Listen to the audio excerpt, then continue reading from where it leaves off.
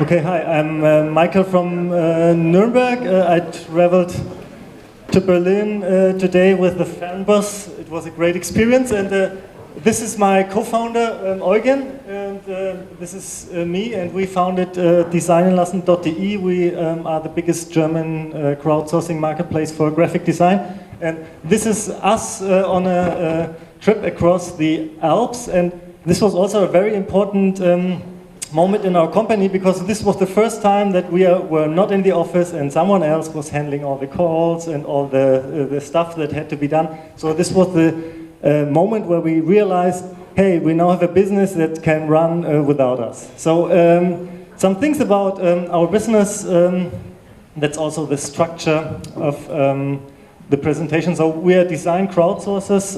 I explain how we do our business in one slide later. We're bootstrappers, so we founded our business with only 5K investment and grew since then. Well, we also are shitstorm survivors, so we had our shitstorm in the beginning. Was also an experience, and I'll tell you a little bit about how we dealt with that. Well, we also made a critical mass. It's not so easy if you start well, everybody starts a platform on the internet, and then you usually have the problem, okay, I want to combine this side and this side, but the platform is only useful for the people if if there's enough traction from both sides. How do you do it? So I can tell you how we did it in the beginning. And yeah, we're optimizers, so we're still working on our platform. Yeah, not 4 hours a week, but if we're not optimizing, we could do a 4-hour work week, but we still love our company, we love our website, we improve, and so we work a little more. So, okay, so we're the biggest German, what we achieved, the biggest German crowdsourcing marketplace. We are really 100% bootstrapped.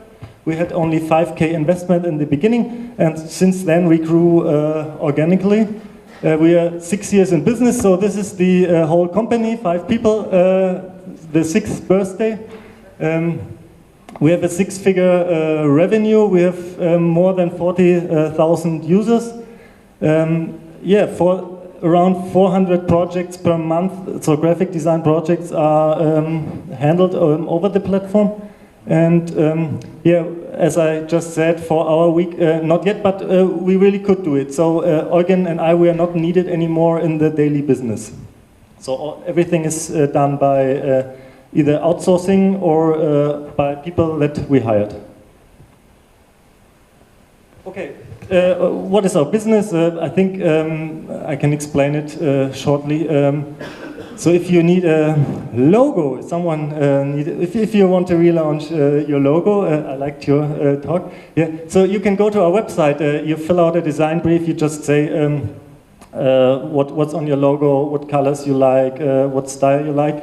Then we have 40,000 designers, and some of them will submit designs, and you can then provide feedback to them.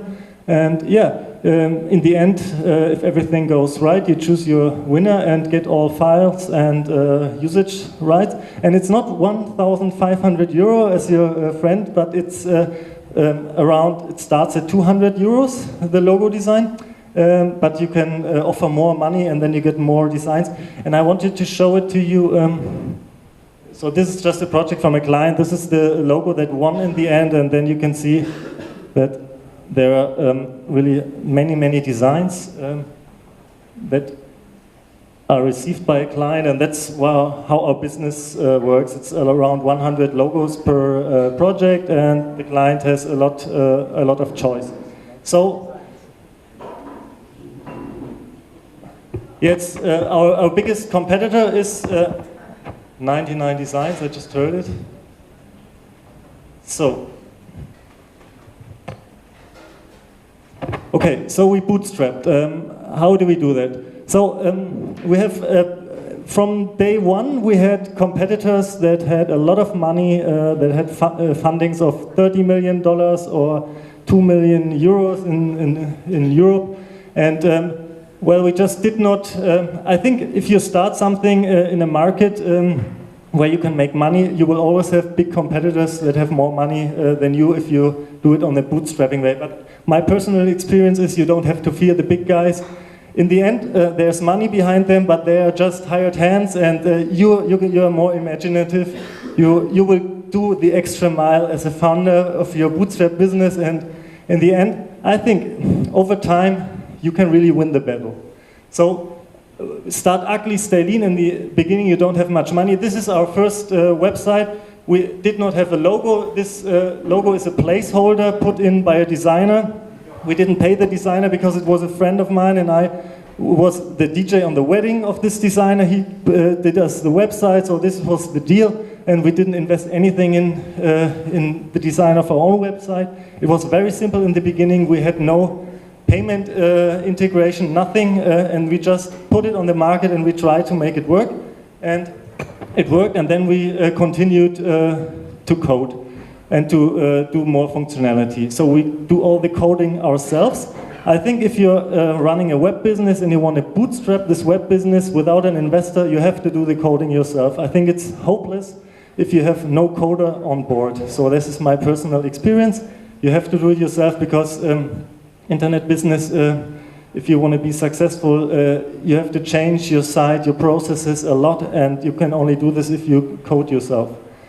Start billing as soon as possible, so we started billing 2 months after we started, 2 or 3 months I think, and although our biggest competitor was still free then, but we started billing and it worked. And I think, well, we bridged the first 2 years, so we had another company that generated cash flow, and so we could all the money that was made from the site in the first years, we could invest in marketing, and then it grew and grew and grew. And I think you have to give this time. So, and then we had a little shitstorm in the beginning. We had a lot of negative feedback from designer blogs because, well, we bring transparency and competition to this market because many designers compete for small projects. And of course, not every designer likes this concept. And well, they called us the YouPorn for Mediengestalters. I thought I really liked this one, so it was funny. So what I want to say is a shitstorm such a bad thing at all? I don't think so, because I think you will learn a lot from negative feedback. The best thing that can happen is that everybody loves you if you start a company. I think that's not very often. The worst thing that can happen is that nobody cares about you. And we were somewhere in the middle. So the best backlinks in the beginning, and very many designers, they went to our site because they read about us on a blog with a very negative review, and they came to us, but they registered anyway, and they took part in the competitions, and they saw, hey, it's not so bad. So many designers on our site, they use us for 5 or 6 years. They are from day one also our customers, and they are happy with our concept. So never stop talking. So I always went to the discussions. There were events here in Berlin. There was a special talk at the Typo conference. It's the biggest design conference. It's also in Berlin. And I got invited, and I always went there, and I always made my point. So not everybody likes the concept, but I could always explain to them how it works. And I think it's important if you receive negative feedback that you go there and talk to people. React, be honest. Well, many things that were said about us, they were true, so we could improve in many ways, and we did that. And so this was also important for us. And well, the last thing, keep smiling. I think you should never lose your sense of humor, and well, in the end, it's just business. So, critical mass. So, as we started the platform, well, we did not know, Eugen and I. Well, now, we were ready with the first prototype, and then we wanted to go online, and then we thought, okay, what do? Do we have to pay designers to take part in the first competitions, or do we have to make up projects? Well, it's very hard. In the beginning, you have 0 designers and 0 projects, and what we did was, well, I did the first project. I was the first customer of our own platform. I was a DJ these days, and I did my led my DJ logo design. And then we were the first platform in the German-speaking market, and we focused on one thing: only logo design, only logo design. And then we could do marketing for logo design, and we could use our personal network of designers. We did some things like you did with the scraping of addresses and sending out emails. I think you have to do something like that in the beginning, so we also did it. And well, that was important, and of course the shitstorm really helped us. And every time we try to diversify, so someday we said, okay, we're good at logo design, maybe we should also do text projects or programming projects. That never worked. So I think you should stick to the plan, stick to this thing that you are really good at, and then that will work. And I think it's in the beginning, if you want to make a platform, the first customer is really, really hard, the first real customer that pays. And the second will be easier, and the third, and so on. And you have to take the time and be patient. Okay. Yeah, never stop optimizing. So we are continuously optimizing our platform. The first thing I recommend to anybody is that you use your own, your own product, platform, or dog food. It's always eat your own dog food. It's very important. We always use our own platform if we need something to design. And many times we see only then we really are the customer of our own product, and then we see little things that can be improved. Like you get the mail that the customer gets, and you read it differently if you're really a customer. So I always use my own platform. What also is important is we waste our time. So Eugen and I, we two guys, we still answer the phone. So if, for example, two people are on the phone, the third customer calls, I answer the phone, and these are always important. This is always important information for me. If I talk to customers directly, I still do that. And I know many people you never think of. They have big companies, 100 employees, and they still do that. They answer the phone, and I think it's very, very important to not lose your touch to the customer. Okay, focus on recurring stuff. We always think in recurring activities. So we focus on things that customers do, like every time they do a project, and we look at these processes. So not just do a one-time marketing campaign and then this effort is gone, but for example, think about functionality, built-in functionality into the platform. For example, we offer a voting tool. People that get their designs, they can choose 5 favorite designs and send it to their friends. And this is so important because it's marketing for free for us. The customer sent a poll or voting to their friends, and 5-10 friends of them, they get an information that this guy used our platform to get a new logo. And this is viral marketing built into the platform. This is much more important than thinking about, mailings or other stuff. So, and then we practice service design thinking. I don't know if you heard about this concept. I can really recommend it. It's a toolbox. If you offer a service to your customer, there are a lot of tools, ways to improve this service, and it's all in this book, and I can really recommend it. So it helped us a lot to improve our service. Yeah. So the last slide, so there's nothing like personal freedom. So we now do a very good business, we earn a lot of money, but for me the most important thing is freedom, personal freedom. So I can go home, if my wife calls me, our daughter is sick or something, I just go home, it's okay. So I don't have to ask anybody, and I think this is really quality of life. And then, well, my experience was be patient, things take time. We took 2 years until we could take money out of the company. And I think if you do a web business, it's often like that, because you start small, you start with one client, then the second, and so on. And until you have the critical mass that you can really live with 2 guys or 3 guys from a business, that usually takes 2 years. So that is my experience. I heard it from other people as well.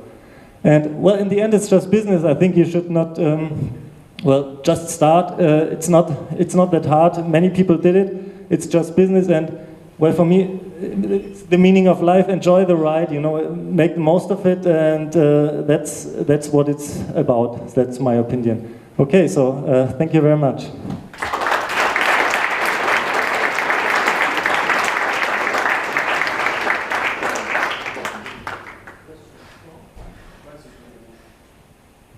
Yeah.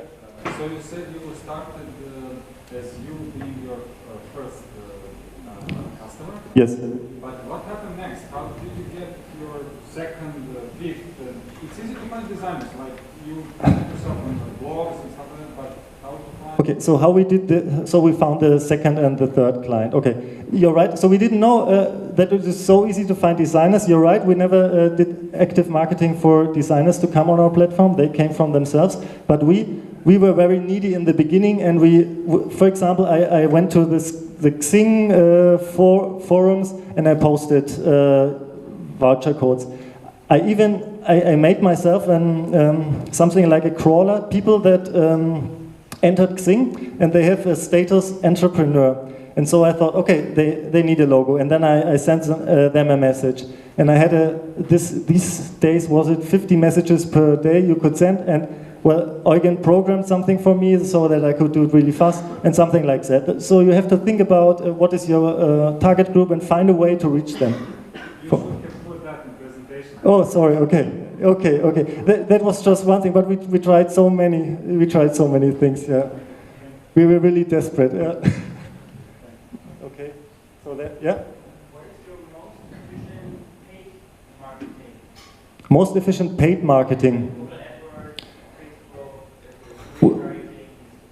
The paid marketing, so we do everything. So we do AdWords. That is, the right keywords are efficient. So that's just a learning process.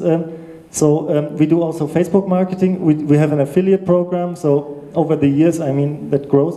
But the most efficient thing is, I would say,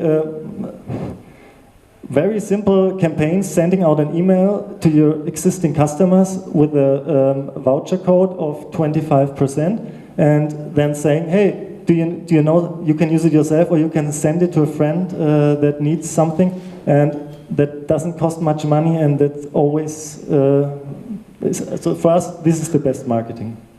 Okay? Talking about marketing, I'm not sure if my numbers are right, but I've seen that you almost doubled your traffic in the last 6 months. How do you do that? No, we didn't double our traffic, but I think the Alexa numbers or something, yeah, they always misleading. So we we have a growth about 20-25% per year, and we have an AdWords campaign that runs automatically. I check once a month. We're doing SEO. We're doing all the online marketing stuff. Nothing special, I would say. What everybody does. Yeah. There was, yeah. What sets you apart from 1990 Designs? What sets us apart from 1990 Designs? To be honest, actually nothing. We provide the same. We provide the same service, and well, but service design thinking. There's a good sentence in there. What is the service design thinking? It's if you have 2 coffee shops in one street and they sell coffee at the same price.